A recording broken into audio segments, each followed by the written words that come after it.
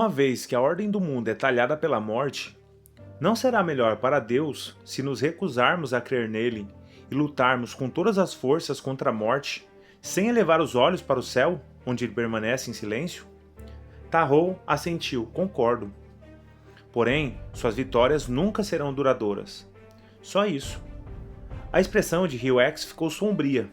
Sim, eu sei. Mas não é motivo para desistir da luta. Não, não é.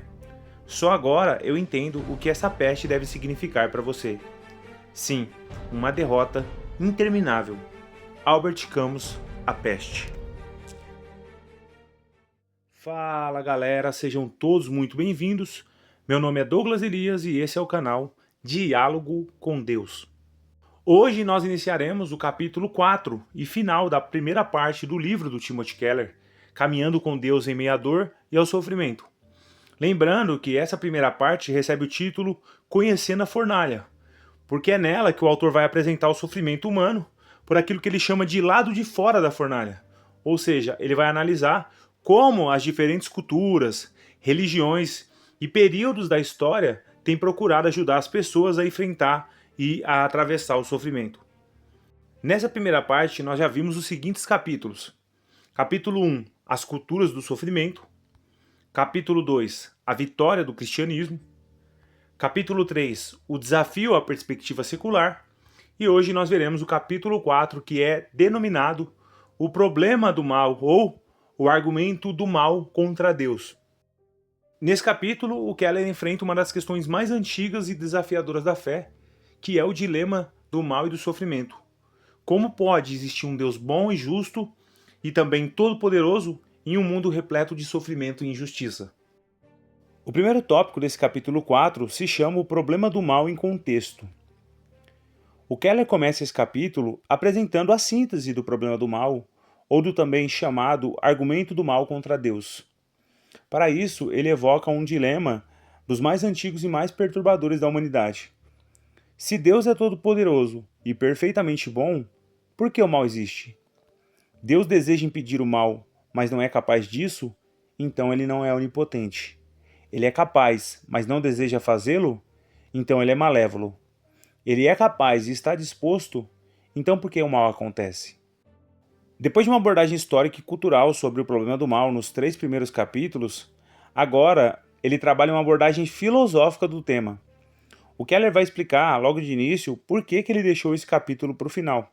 Porque, na sua perspectiva, antes do problema do mal ser um problema filosófico, de nós nos perguntarmos por que o mal acontece, é um problema prático, ou seja, como nós vamos lidar com o sofrimento.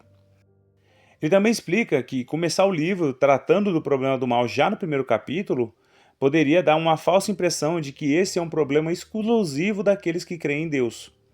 Todavia, como nós vimos nos outros capítulos, o secularismo também é um sistema de crenças, e é provável que seja uma das cosmovisões mais fracas no sentido de ajudar seus adeptos a entender e a suportar o sofrimento da vida. O cristianismo, embora de fato tenha dificuldades com o problema do mal, ele se sai muito bem em comparação com as demais visões alternativas, como nós vimos nos capítulos anteriores. Isso fica claro quando nós analisamos o sofrimento por todos os ângulos, sociocultural, histórico, psicológico e prático. O Keller conclui esse primeiro tópico explicando que nós somos parciais quando analisamos o problema do mal e a sua relação com Deus, pois a objetividade da nossa análise está comprometida, já que Deus já é questionável porque o valor que mais prezamos é a liberdade e a autonomia humana, e a mera existência de um ser como Deus já coloca um obstáculo a isso. E é esse o ponto de partida desse primeiro tópico, o conflito entre a fé num Deus bom e o horror do mal que assola a humanidade. O segundo tópico deste capítulo 4 é denominado Argumento do Mal contra Deus. Nesse segundo tópico, o Keller vai explicar que o argumento do mal contra Deus ele se divide de 2 formas, o argumento lógico e o argumento evidencial. O argumento lógico busca mostrar que o mal é uma prova concreta de que Deus não existe. O argumento evidencial busca mostrar que o mal é uma evidência de que Deus provavelmente não existe. Inicialmente, o Keller trabalha para responder ao argumento lógico do mal, o qual assegura que o mal torna a existência de Deus impossível. De acordo com ele, por muito tempo, os filósofos realmente consideraram um argumento lógico imbatível, até que Alvin Plantinga, em 1974, através do livro A Natureza da Necessidade, mostrou que não há contradição lógica entre Deus e o mal. Assim, a ideia de que o mal refuta automaticamente a existência de Deus, ela foi amplamente abandonada e hoje é reconhecida por quase todos na academia como uma ideia totalmente falida. Após esse acontecimento, os céticos, então, se reorganizaram e formularam uma nova versão do argumento, que chamaram de argumento evidencial contra Deus. Nessa reformulação, eles fizeram uma alegação bem mais fraca, ou seja, que o sofrimento não é uma prova, e sim uma evidência que torna a existência de Deus menos provável, embora não a torne impossível. Eles abandonaram, diz o Keller, a versão do argumento lógico, porque o ônus da prova de demonstrar a impossibilidade absoluta da coexistência entre Deus e o mal é pesada demais até para o ateu. O Keller conclui dizendo que, independente da versão do problema do mal, seja ela lógica ou a evidencial, os mesmos argumentos que derrubaram a versão mais consistente dessa polêmica contra Deus também acabam por lançar dúvidas reais sobre essa versão mais frágil, que é denominada argumento evidencial. O terceiro tópico desse capítulo 4 recebe o título de Teodiceia. É nele que o Keller vai explicar a distinção entre dois termos muito importantes nessa discussão, que é o termo teodiceia e o termo defesa. Essa primeira diferenciação dos termos foi feita por Alvin Plantinga no livro Deus, a Liberdade e o Mal. O termo teodiceia ele foi cunhado por um filósofo chamado Leibniz e significa literalmente uma justificação de Deus para os seres humanos. Contudo, o Keller explica que quem se propõe a formular uma teodiceia abraça uma causa muito difícil, porque o objetivo da teodiceia é dar uma resposta à grande pergunta: por que Deus permite o mal e o sofrimento? O objetivo dela é explicar por que um Deus justo permite a existência e a continuidade do mal no mundo. Essa abordagem tenta, então, revelar quais os motivos e os propósitos de Deus para o sofrimento, de modo que os ouvintes aceitem as ações de Deus diante do mal e do sofrimento como ações justificáveis. Por isso, esclarece o Keller que, em vez de elaborar uma teodiceia, o que ele fará nesse capítulo é oferecer uma defesa da fé. Na sequência, então, desse tópico, o Keller vai apresentar um resumo das principais teodiceias e mostra ali o ponto fraco de cada uma delas. A primeira teodiceia apresentada pelo Keller é chamada de Teodiceia da Formação da Alma. Ela foi cunhada por Irineu de Lyon no segundo século e foi apresentada contemporaneamente por um escritor chamado John Wick. Essa teodiceia basicamente defende que o sofrimento ele é necessário para que as pessoas elas cresçam moral e espiritualmente. Então, dentro dessa perspectiva, o mundo ele é visto como um ambiente de formação, no qual nós enfrentamos tentações e desafios para desenvolver algumas virtudes, como coragem, humildade, fidelidade. Resumidamente, o sofrimento dentro dessa visão teria um propósito pedagógico. Em contrapartida a essa teodiceia, o Keller explica que o sofrimento ele não é nem proporcional e nem justo, porque muitas vezes pessoas boas sofrem demais e pessoas más não sofrem ou sofrem muito pouco. Assim, diz ele, o mal não parece ser distribuído de maneira equitativa e necessária à formação da alma de cada indivíduo. O que o Keller está dizendo? Se esse é o propósito da teodiceia, ela falha miseravelmente, porque muita gente boa acaba sofrendo demais sem ter muito que aprender ou desenvolver virtudes como coragem, força, resiliência, e muita gente que é má acaba por não sofrer quase nada, ou seja, não aprende nada, já que ela não sofre. Então, essa desproporcionalidade de aplicação do sofrimento acabaria por anular essa tese aí da teodiceia. Além disso, o Keller disse que essa teodiceia da formação da alma, ela também não é capaz de explicar o sofrimento de crianças e animais, que não podem se formar moralmente. Por exemplo, o que um animal vai aprender ao sofrer? Qual é o tipo de ensino moral ou de moralidade que ele vai desenvolver? Da mesma maneira, as crianças, né? As crianças ali no seu estado primério, elas não são capazes de desenvolver virtudes morais. Então, nesse caso, não dá para explicar, dentro dessa teodiceia da formação da alma, por que crianças e animais sofrem. A segunda teodiceia que o Keller vai mencionar é a chamada teodiceia do livre-arbítrio. e essa é clássica e bastante conhecida. Ela tem como personagens principais, né, na sua defesa, o Agostinho de Hipona, que foi um grande filósofo, e o próprio Alvin Plantinga, além de outros teólogos. Essa Teodiceia, ela afirma que Deus criou seres livres com a capacidade de escolher entre o bem e o mal. Assim, o mal surge do mau uso dessa liberdade que Deus deu aos seres humanos. Deus ele não poderia criar um mundo livre e, ao mesmo tempo, impedir o mal, porque dessa maneira não haveria, então, verdadeira liberdade ou verdadeiro amor. Além disso, eles dizem que o mal não foi criado por Deus, mas o mal é uma distorção, uma perversão do bem, uma espécie de parasita que sobrevive a partir da distorção daquilo que é bom. Então, nessa teodiceia do livre-arbítrio, Deus criou um mundo livre, mas ele sabia, então, que esse mundo poderia ser afetado pelo mal. Contudo, por assim dizer, Deus pesou na balança divina e percebeu que a dádiva, né, o presente do livre-arbítrio, por assim, valeria, então, a pena o risco, porque ele é um bem muito mais valioso que torna possível amarmos Deus livre e verdadeiramente. O Keller também vai tecer muitas críticas a essa teodiceia, inclusive é a teodiceia que ele mais critica. Em primeiro lugar, ele diz que essa teodiceia ela explica apenas o mal moral, que é aquele mal causado pelos próprios seres humanos contra os seres humanos, mas não é capaz de explicar o mal natural, que é aquele mal que surge a partir da natureza, sem intervenção humana. Por exemplo, o caso de desastres naturais. Embora ele diga que na atualidade alguns autores que defendem essa visão de livre-arbítrio, eles têm uma ideia que conecta até mesmo o mal natural à desobediência de Adão. Ou seja, uma vez que Adão e Eva desobedeceram a Deus no Jardim do Éden, então todo tipo de mal ele foi incluído na criação. E é por meio desse mal que as pessoas sofrem. Então tudo surge da primeira desobediência.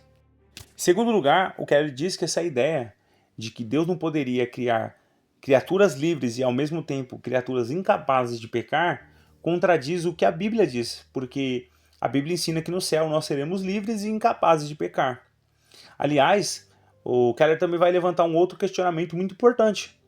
Se ser livre envolve e precisa necessariamente envolver a capacidade de alguém de cometer pecado, então Deus não é livre, porque Deus é incapaz de pecar. Ou seja, ele questiona de onde é que nós estamos tirando esse conceito de que a liberdade exige necessariamente a capacidade de pecar. Em terceiro lugar, o autor explica que no conceito bíblico, a liberdade não advém da possibilidade de pecar, mas justamente o contrário, de não pecar, pois qualquer forma de pecado é escravidão. Assim, diz o autor, na verdade, nós somos livres somente quando cumprimos o objetivo de Deus para nós, que é servir a Ele. Pois quanto mais capazes de pecar somos, menos livres seremos, ou menos livres somos. O que o Keller está dizendo? Que qualquer forma de pecado é escravidão. Ou seja, então quanto mais liberdade para pecar o homem tem, mais escravo ele é, e não mais livre. Porque a Bíblia ensina que nós somos verdadeiramente livres, o nosso arbítrio é realmente livre, quando nós temos a capacidade de amar a Deus. Então é somente ao servir a Deus que nós somos verdadeiramente livres, e não quando nós temos a possibilidade de cometer pecado e transgredir a lei de Deus. Em quarto lugar, o Keller critica a teodiceia do livre-arbítrio, a qual assegura que Deus não poderia dar liberdade verdadeira e ao mesmo tempo controlar as ações das pessoas, ao dizer que a Bíblia mostra em vários textos que Deus pode soberanamente orientar nossas escolhas na história sem violar nossa liberdade e responsabilidade por nossas atitudes. E aí ele cita como exemplo a história de José, que foi vendido por seus irmãos para o Egito, e assegura que Deus fez com que ele fosse vendido para o Egito, e também fala sobre a crucificação de Jesus, na qual o apóstolo Pedro diz que ele foi morto pela mão de homens maus, mas que isso já estava predestinado por Deus, segundo o conselho da sua vontade. Em quinto e último lugar, o Keller levanta dúvidas então sobre se realmente a liberdade humana compensaria tanto sofrimento na história. E aqui ele vai fazer uma analogia com relação às experiências humanas para mostrar que na prática, qualquer um de nós, se percebesse que violando a liberdade de alguém poderíamos impedir que tal pessoa sofresse, nós faríamos isso. Ele diz, por exemplo, que se nós estivermos numa rua e percebermos uma criança atravessando, prestes a ser atropelada, Ninguém, ao invés de ajudar essa pessoa, essa criança, diria: eu não posso infringir a liberdade dela de querer atravessar a rua. Ela vai ter que sofrer as consequências por isso.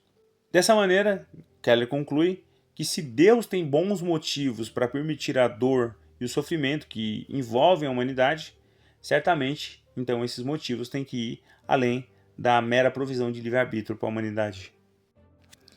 A terceira teodiceia mencionada pelo Timothy Keller é chamada de teodiceia da lei natural, e ela foi defendida principalmente por C.S. Lewis. Essa teodiceia sustenta que o mundo criado por Deus precisa funcionar segundo leis fixas naturais, porque sem elas a vida seria então impossível. Essas leis, porém, têm consequências inevitáveis. Se alguém viola uma lei natural, sofre os efeitos, como quem salta de um penhasco e é ferido pela gravidade. Assim, parte do sofrimento humano decorre do funcionamento necessário da ordem natural, que traz mais benefícios do que males. O sofrimento, então, seria um subproduto inevitável de um universo criado de maneira ordenada e funcional. O Keller vai criticar, obviamente, essa teodiceia, argumentando mais uma vez, que nem todo sofrimento é proporcional ou justo, porque muitas vezes o sofrimento atinge pessoas inocentes de modo aleatório e devastador. Então, nem sempre uma pessoa necessariamente viola essa ordem natural para poder sofrer. Às vezes, ela simplesmente sofre sem qualquer atitude positiva ou ativa em relação àquela conduta. Ele conclui então esse capítulo 3 citando mais duas teodiceias. A teodiceia da plenitude, que afirma que Deus então teria criado diversos universos e em cada universo ele teria distribuído o mal de maneira proporcional. E o escritor ele diz que essa teodiceia é engenhosa demais porque não há nada que sustente essa possibilidade. Ele também menciona a teodiceia da punição, que é a ideia de que o sofrimento e o mal são consequências do castigo do ser humano. Então o ser humano transgride a lei de Deus e por isso ele sofre. E ele diz que essa é simples demais e além de ser simples demais, o próprio livro de Jó refuta essa tese ao mostrar que Jó não fez nada para sofrer e mesmo assim foi injustiçado. O escritor conclui então que nenhuma teodiceia é capaz de explicar todo o sofrimento no mundo. Elas oferecem insights parciais, mas não justificam completamente Deus perante o mal. E aí o Alvin Plantinga diz que a maior parte das tentativas de elaborar teodiceias para explicar por que Deus permite o mal ou qual é o propósito de Deus por trás do mal, elas são insuficientes, superficiais e até mesmo são frívolas. Além disso, o Keller destaca que o próprio livro de Jó ensina a limitação da mente humana em querer compreender os propósitos de Deus diante do sofrimento e do mal. Assim, diz ele, a própria Bíblia parece advertir contra as tentativas de criar explicações completas, ou teodiceias, para justificar as ações de Deus diante do mal. É justamente por essa razão que o Keller diz que, atualmente, muitos filósofos e teólogos eles têm abandonado a tentativa de formulação de teodiceias mais abrangentes, defendendo, em vez disso, que os cristãos simplesmente preparem uma defesa. Mas por qual razão? Na formulação de uma teodiceia, o ônus da prova recai sobre a pessoa que crê em Deus. É ela que deve apresentar um relato tão convincente que o ouvinte lhe responda: agora entendo porque todo sofrimento vale a pena. Por outro lado, na defesa, diz o Keller, é o cético ou o ateu que vai precisar provar que Deus não existe. Porque as afirmações Deus é bom e onipotente e o mal existe, elas não são logicamente contraditórias. Então cabe a ele demonstrar de forma convincente que essas proposições são incompatíveis e isso é uma tarefa considerada difícil demais de sustentar. O quarto tópico se chama o argumento lógico e a objeção dos marouins. O Timothy Keller inicia esse quarto tópico trazendo um resumo do argumento do mal e em seguida tenta respondê-lo. Basicamente, o argumento do mal ele traz duas premissas e uma conclusão. A primeira premissa é a seguinte: se existisse um Deus verdadeiramente bom, ele não desejaria a existência do mal. Além disso, um Deus onipotente não permitiria a sua existência. Premissa 2. Porém, o mal existe e está por toda parte. Conclusão: Portanto, um Deus que seja simultaneamente bom e poderoso não pode existir. Em resposta, o Keller explica que esse argumento esconde uma premissa não declarada, a suposição de que Deus não tem nenhum bom motivo para permitir o mal, ou que Deus jamais poderia ter razões moralmente suficientes para permitir o sofrimento. E essa é uma tarefa, logicamente, impossível de se comprovar. Em seguida, o escritor mostra que, assim como pode ser que alguém deseje algo intensamente e seja capaz de realizá-lo, mas não decida fazê-lo porque ele possui razões mais importantes para se abster daquele ato, da mesma forma, Deus, talvez, tenha razões que, no seu próprio juízo, superem o desejo de eliminar o mal e o sofrimento. Em seguida, o Timothy Keller vai citar então Alvin Plantinga para demonstrar que não há nenhum tipo de contradição lógica entre a existência de Deus e a existência do mal, porque é possível que Deus então tenha motivos ou razões para permitir o sofrimento visando um bem maior. E aí ele vai apresentar, em primeiro lugar, o exemplo de médicos que acabam muitas vezes durante o tratamento provocando dor nos pacientes, mas essa dor tem como objetivo, como finalidade a cura. Da mesma forma, os pais que disciplinam os filhos para que os filhos eles se formem moralmente. Então, assim como os médicos e os pais podem causar dores temporárias em nome de um bem maior ou de um bem futuro, Deus poderia agir da mesma forma e em escalas muito maiores que são incompreensíveis à nossa racionalidade. Desse modo, o Keller diz que a tese do cético, se eu não consigo ver um bom motivo para Deus permitir o mal, então é provável que esse motivo não exista, é uma conclusão falaciosa. Ora, o cético parte do pressuposto que Deus seja um ser infinito, onipotente e onisciente. Então ele também tem que admitir, dentro desse raciocínio, que esse Deus ele possui um conhecimento que é muito maior ao nosso conhecimento, que é infinitamente maior ao conhecimento do ser humano.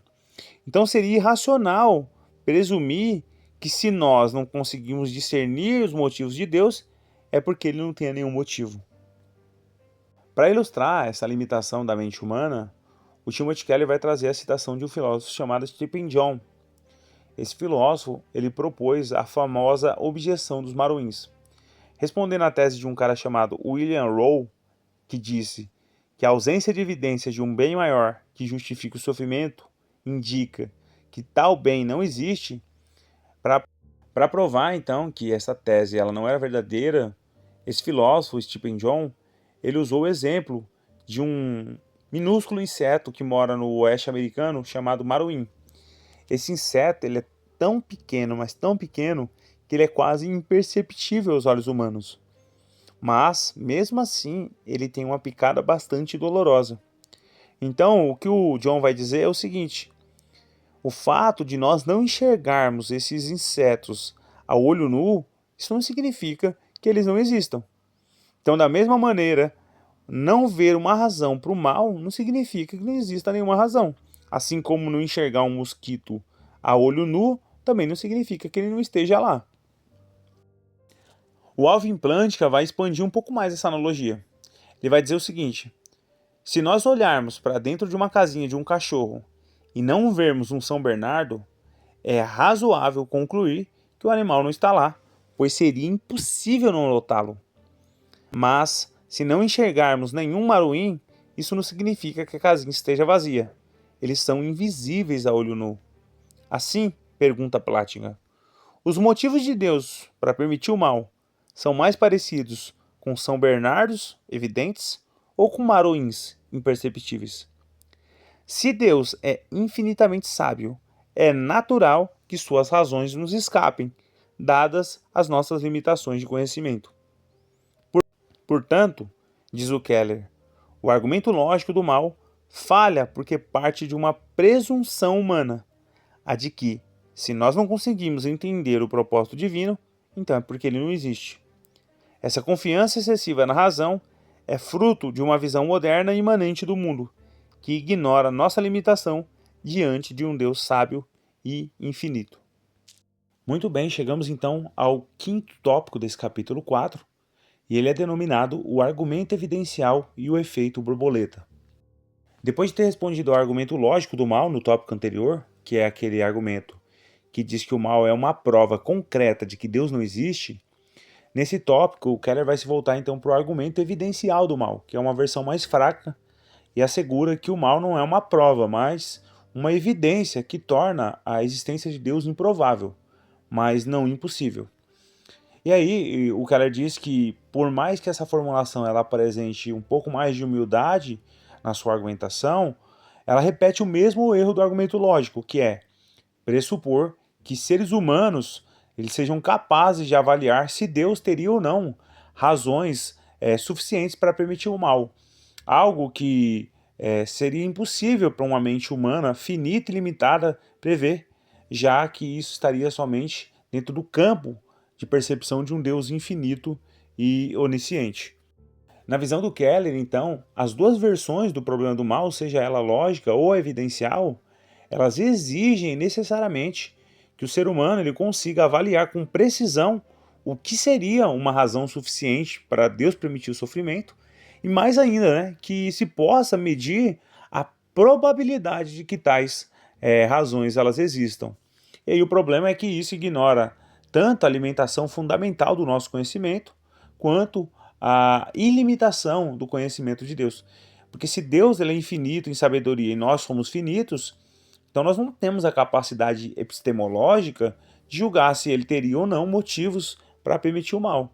Então, em outras palavras, como que nós poderíamos calcular a probabilidade de um Deus onisciente ter ou não essas razões que nós desconhecemos? A mera ideia de aplicar probabilidades humanas ao conhecimento de Deus já é uma contradição, porque aquilo que é finito não pode mensurar aquilo que é infinito. Para ilustrar a insuficiência do nosso entendimento, o autor recorre a duas analogias, uma científica e outra literária. A primeira analogia ela recebe o título de A Metáfora das Bolas e dos Vales. O Keller ele propõe uma analogia. Imagine uma bola colocada no topo de uma colina, uma montanha, e essa bola ela pode rolar por qualquer um dos lados e destruir qualquer dos vales que ali existem, né, dos povoados que ali existem. Ele diz que o caminho exato que essa bola vai percorrer vai depender de vários fatores. As pequenas variações no impulso inicial da bola, as diferenças quase imperceptíveis na superfície do terreno que ela vai estar correndo, as correntes de vento, a temperatura e até mesmo a pressão atmosférica vão influenciar no resultado final do caminho que essa bola vai percorrer.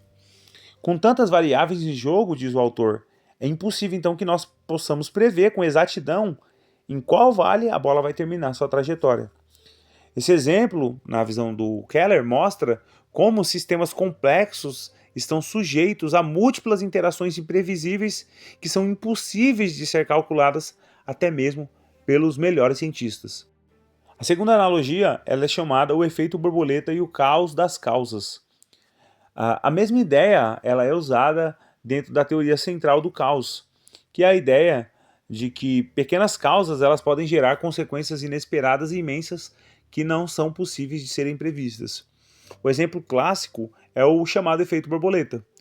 Os cientistas descobriram que o simples bater de asas de uma borboleta na China poderia, em tese, desencadear uma série de microvariações atmosféricas que acabaria por culminar na formação de um furacão do outro lado do mundo, no Oceano Pacífico. Então, embora essa hipótese ela seja simbólica, revela uma verdade profunda. A realidade é tecida de conexões infinitamente complexas que são impossíveis de serem rastreadas por uma mente humana. O Keller conclui com uma outra analogia, que é uma analogia literária. Ela está baseada no livro O Som do Trovão, de um autor americano chamado Ray Bradbury. Na história, o Travis é um guia de viagens através do tempo, e ele explica a um homem chamado Eccles, um viajante, que quando ele viajar ao passado, ele não vai poder de maneira nenhuma pisar fora da estrada de metal que foi preparada para ele. Caso contrário, ele poderia então fazer algo muito errado, como pisar num rato.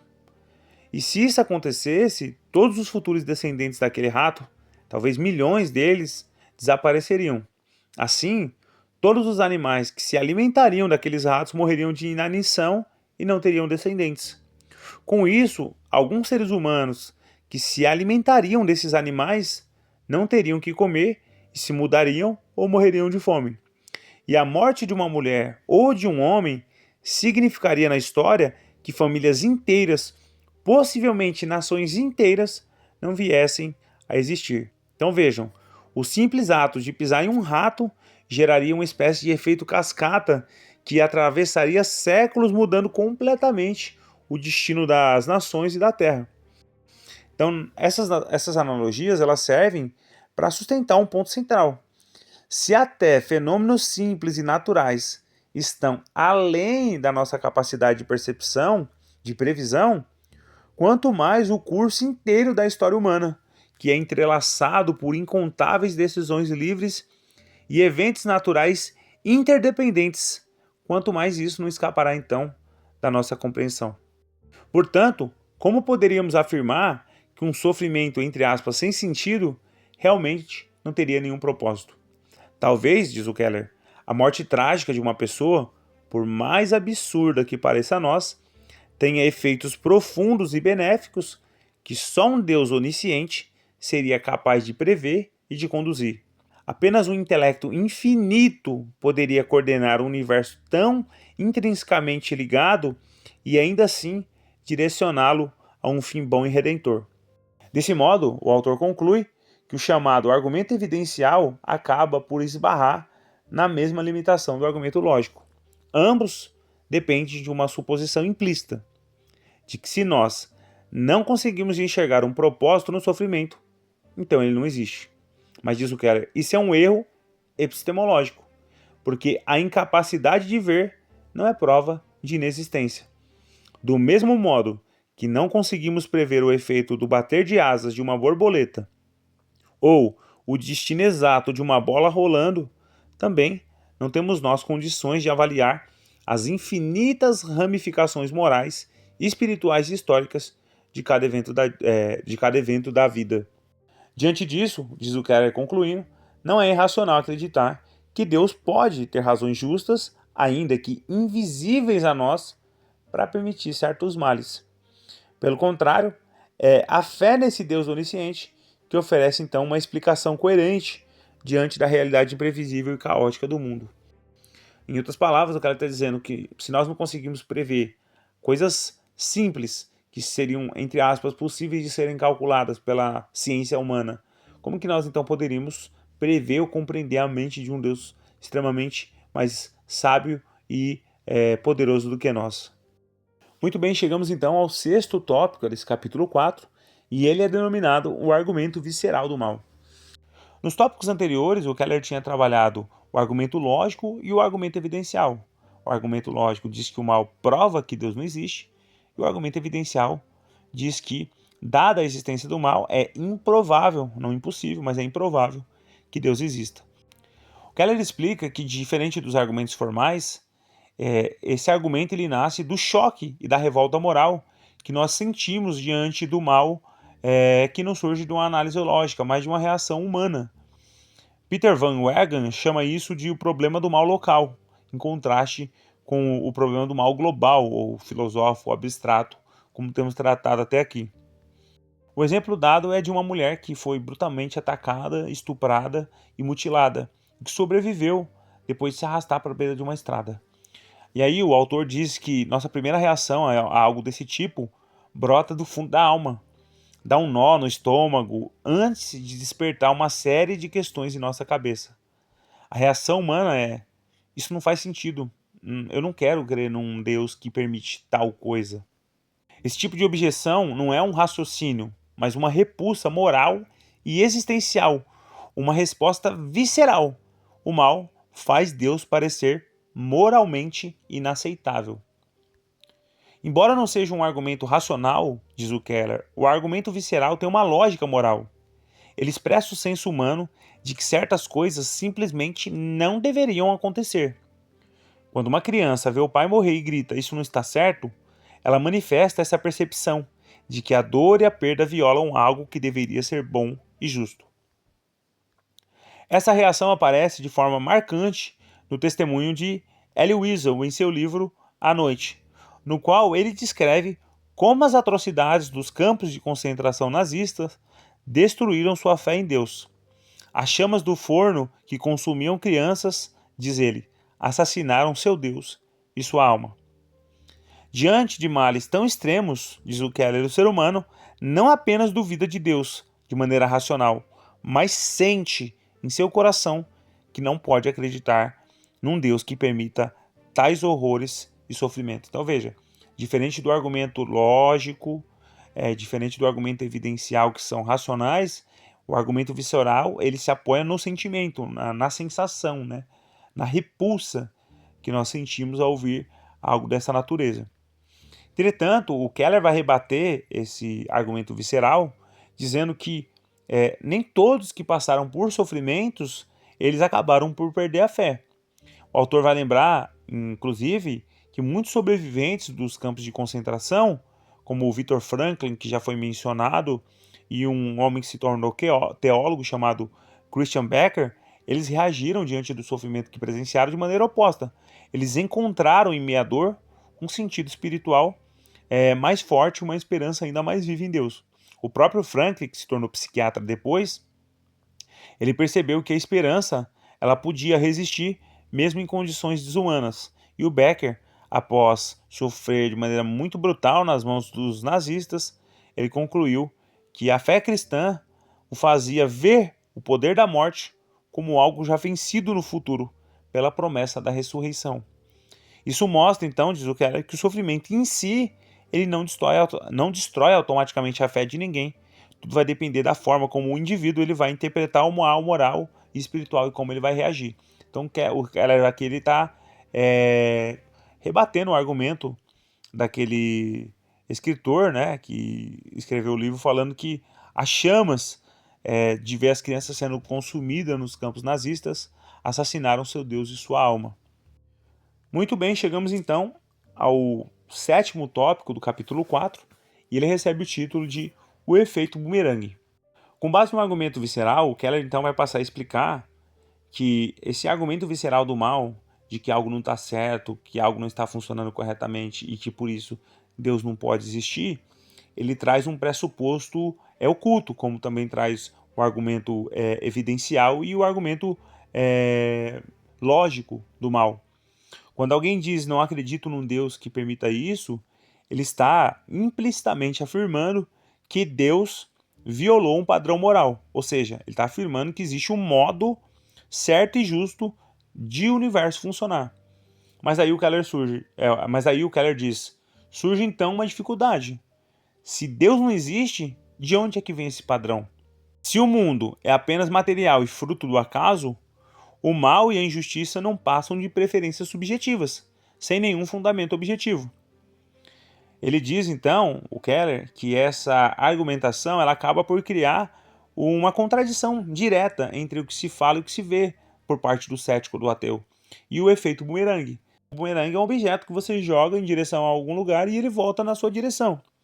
Então Keller vai dizer que o argumento contra Deus, baseado no mal, ele vai acabar por voltar contra aquele que se utilizou desse argumento, porque ele depende de um senso de justiça que só pode fazer sentido se Deus existir.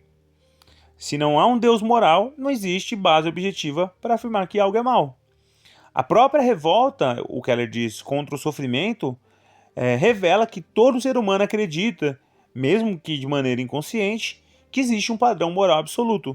E isso, ao invés de negar a Deus, acaba, na verdade, por apontar para Deus. Então, veja, o argumento ele é usado pelo cético e acaba voltando contra ele mesmo. O Keller vai dizer que a maior vítima desse efeito bumerangue do argumento visceral do mal foi o escritor C.S. Lewis, um grande escritor muito conhecido na literatura cristã, que durante anos ele rejeitou a fé cristã porque ele via o mundo de maneira cruel e injusta. Ele achava que o mundo era um lugar muito cruel e muito injusto. Mais tarde, porém, ele percebeu que a sua própria ideia de injustiça pressupunha uma referência moral maior que não poderia existir no universo sem Deus. Ele precisava se apoiar em algo que fosse além das suas questões subjetivas, das suas percepções, né, das suas preferências. Tinha que ser algo que transcendesse os próprios seres humanos. Precisava de um padrão referencial moral. E ele falou que esse próprio conceito de injustiça só faria sentido se Deus existisse. Porque se o mundo ele é puramente acidental, bem e mal não passam de impressões subjetivas. Lewis então concluiu que a sua indignação contra o mal era, paradoxalmente, uma prova de que existia um bem supremo, uma realidade moral, objetiva e, portanto, divina. Ele escreveu, o C.S. Lewis, que a oposição que o ateu faz a um mundo cruel é, na verdade, uma deferência inconsciente a algo que reconhece como infinitamente valioso e revestido de autoridade.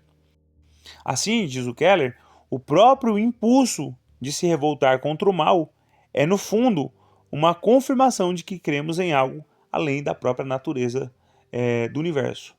Outros pensadores também são mencionados pelo Keller e que acabaram por chegar à mesma conclusão. O Alvin Plantinga, que é um dos grandes escritores da filosofia e que de maneira muito direta contribuiu para respostas contra o argumento evidencial e lógico do mal, ele observou que o naturalismo, a ideia de que só existe o mundo físico, não dá espaço para nenhum tipo de obrigação moral, de verdade. E, portanto, não há como se falar em maldade real.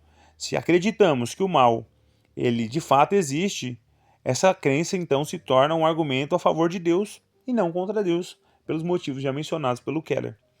Em seguida, o Keller também vai citar um escritor americano chamado Nilson, que havia abandonado o cristianismo, mas acabou por retornar à fé depois de estudar a Alemanha nazista e perceber o tipo de mundo que nasce quando valores morais são vistos apenas como invenções humanas, ou seja, se você não tem a referência de padrão moral, se tudo está ligado a percepções e preferências pessoais, então isso pode levar a consequências catastróficas. E ele conclui então, mencionando a escritora Andrea Palpante, que foi uma mulher criada em uma família missionária no Quênia, mas ela também, depois de muito tempo, perdeu a fé ao se confrontar com a dor e com a injustiça e com o sofrimento.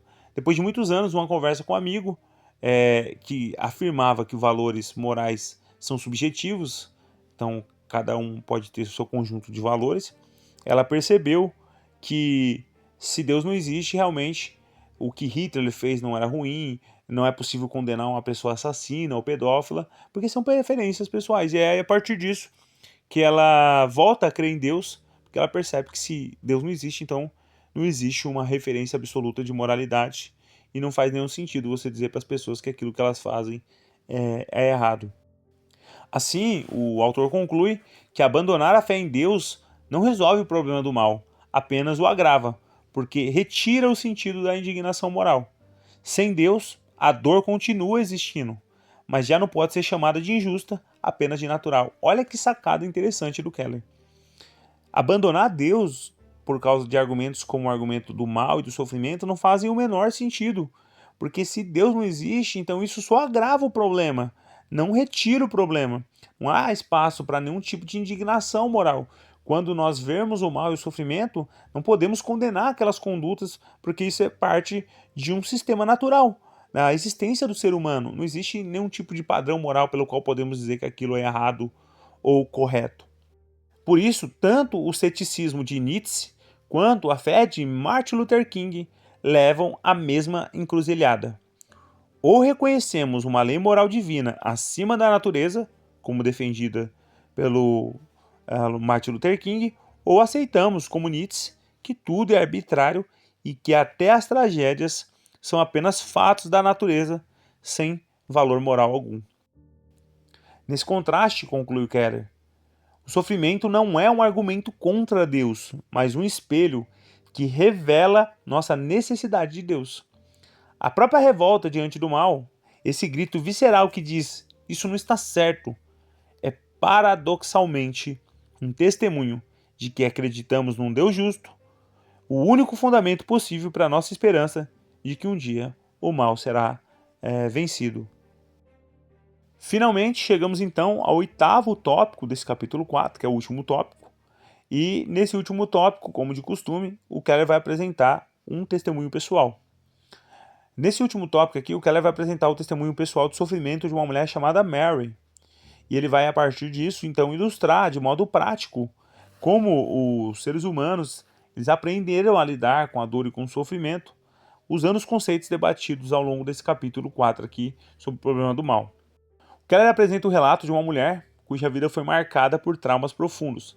Essa mulher ela foi abusada, ela foi violentada, sofreu violência doméstica, ela ficou doente, ela chegou à ruína financeira e, diante de tudo isso, mesmo passando por tanto sofrimento, ela encontrou a esperança e a transformação espiritual ao aceitar Jesus como seu Salvador e ela foi transformada por meio da fé. Basicamente, qual que é a história dessa mulher? Ela teve uma infância destruída, os pais dela eram alcoólatras e por isso eles acabaram se divorciando. E ela tinha, nessa época, apenas 3 anos de idade.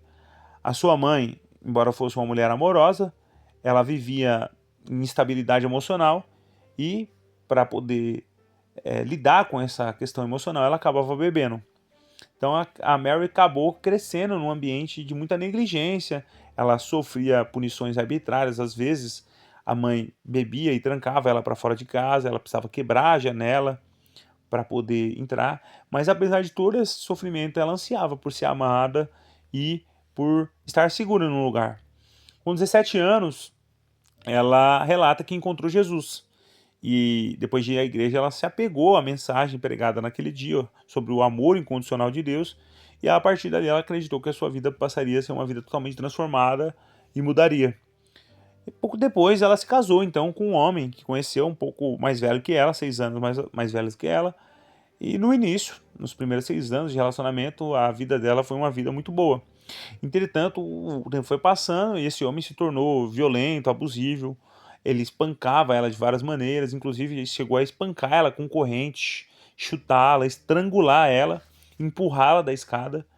Mesmo assim, ela tentava se convencer de que ele ainda amava ela e passou a sofrer um ciclo de violência doméstica, né? Um abuso psicológico sem fim. Desesperada, então, ela resolveu abandonar o marido e se socorrer do pai biológico. Ela achou que, voltando para a casa do pai dela, hoje, né, mais velha, ela seria então acolhida e abraçada pelo pai. Mas, mais uma vez, ela sofre uma terrível decepção. O próprio pai biológico abusa sexualmente dela. E isso, diz ela, lançou ela num abismo tão profundo que a Mary, então, ela tentou tirar a própria vida. E diante dessa situação toda, ela passou a questionar por que Deus havia deixado ela viver. Onde que ele estava quando ela estava sendo estuprada e violentada. E esse, o Keller diz, é o momento que marca o ponto mais baixo da trajetória da Mary. Uma crise total de fé e identidade própria, né? Ou também da própria identidade de Deus. Subsequentemente, a Mary então ela vai buscar uma ajuda espiritual e ela começa a se aconselhar com um diácono jovem da igreja que ela estava frequentando.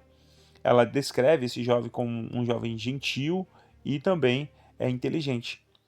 O tempo passa e esses dois eles acabam por se apaixonar, mas o problema era que esse diácono ele era um homem casado.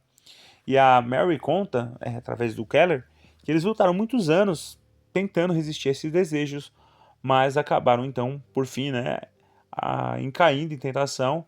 Ele se divorciou e casou com a Mary e eles montaram então uma nova família que de alguma forma Deus abençoou bastante. Ela diz que eles tiveram 3 filhos e por um tempo muito breve na vida dela ela passou então a ter uma vida feliz, uma vida familiar estável, a ser amada, a ser cuidada, protegida, algo que ela sempre desejou e procurou na vida particular.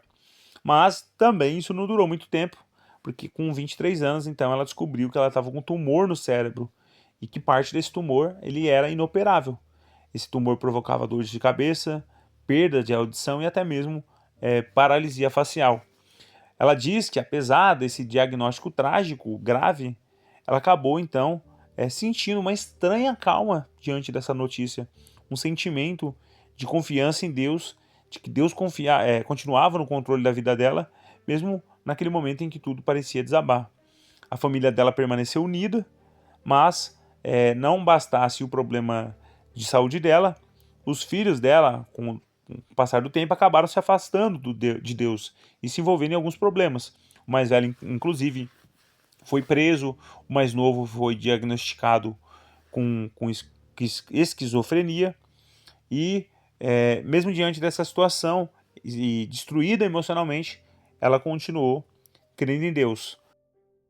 Logo depois, o marido da Mary ele sofreu 2 derrames cerebrais que alteraram a sua personalidade e tornaram ele basicamente irreconhecível.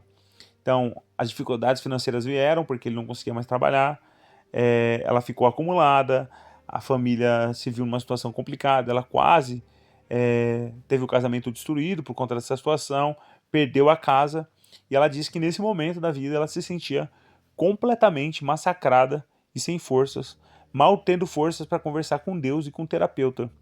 Mas apesar disso, ela afirma que foi no meio dessa situação que Deus começou a transformar o coração dela de maneira profunda. E aí a Mary conclui dizendo que ela passou então a refletir sobre o sentimento de sofrimento. Ela diz que ela aprendeu coisas por meio do sofrimento que ela não poderia ter aprendido em uma situação de alegria. E que aprendeu também que apesar de Deus não livrar muitas vezes a gente de algumas situações, Ele também está conosco, não nos priva da sua presença. E que Deus opera naqueles momentos que nós somos capazes de perceber que nós não podemos resolver sozinhos. Ele nos leva ao limite da nossa possibilidade para mostrar a nossa impotência e fazer com que então nós confiemos completamente em Deus. Nas palavras da Mary, ela diz: talvez Deus permita certas dores exatamente porque não podemos fazer nada a respeito delas. E assim aprendemos que Ele pode tudo. A Mary diz que essa rendição à vontade de Deus produziu então nela uma paz que superava todo o entendimento, todo o desespero, toda a dor, mesmo enquanto as circunstâncias não mudavam. Ela estava sendo mudada enquanto as circunstâncias permaneciam da mesma maneira. Então ela diz que a solução dos problemas não é a base da esperança cristã, mas a presença de Cristo no meio dessas situações é que faz o coração do crente se acalentar, porque Cristo é o verdadeiro facilitador de uma transformação. Então, ela entende que a esperança ela não vai nascer, então, da solução do problema, mas de ter Cristo na nossa vida. No fim do testemunho, a Mary afirma que aprendeu, então, a redirecionar o foco. Em vez de se concentrar na dor e no sofrimento, ela passou, então, a se concentrar naquele que um dia vai acabar com toda a dor e com todo o sofrimento. E também reconhece que, embora a vida continue difícil, Deus substituiu a dor que ela tinha no coração por uma alegria, uma paz duradoura que ela não consegue explicar. Ela diz que a fé em Deus não apagou o sofrimento que ela tinha, mas de alguma maneira acabou por ressignificar a confiança que ela tinha em Deus e retirar esse desespero para que ela pudesse crescer em meio a toda essa tragédia. Muito bem, chegamos então ao final do capítulo 4, que é o capítulo denominado O Problema do Mal. Nós vimos nesse capítulo todas as argumentações do Keller para rebater os argumentos do mal, que são o argumento lógico, o argumento evidencial e o argumento visceral. Também concluímos com esse capítulo a primeira parte do livro do Timothy Keller, que é a parte Entendendo a Fornalha. Essa parte é formada por 4 capítulos que nós já vimos. O capítulo 1, As Culturas do Sofrimento. Capítulo 2, A Vitória do Cristianismo. Capítulo 3, O Desafio à Perspectiva Secular. E agora chegamos então ao capítulo 4 e último dessa parte inicial, que é O Problema do Mal. Eu espero que vocês tenham gostado desses capítulos, eu espero poder ter ajudado vocês de alguma forma, contribuído para que vocês se estimulassem a ler esse livro, que eu recomendo de olhos fechados. É um livro muito bom, que trata do problema de uma maneira muito séria e que tem me ajudado bastante nos dias de dor e de sofrimento. Então eu recomendo muito para vocês esse livro. Eu espero que vocês tenham gostado dos vídeos e recomendo que continuem a ler, tá? O capítulo 2, a segunda parte, que traz ali mais ou menos uns 11 capítulos, e também a terceira parte. Vocês não vão se arrepender. Bom, que Deus abençoe a todos vocês. Fique com Deus e até a próxima.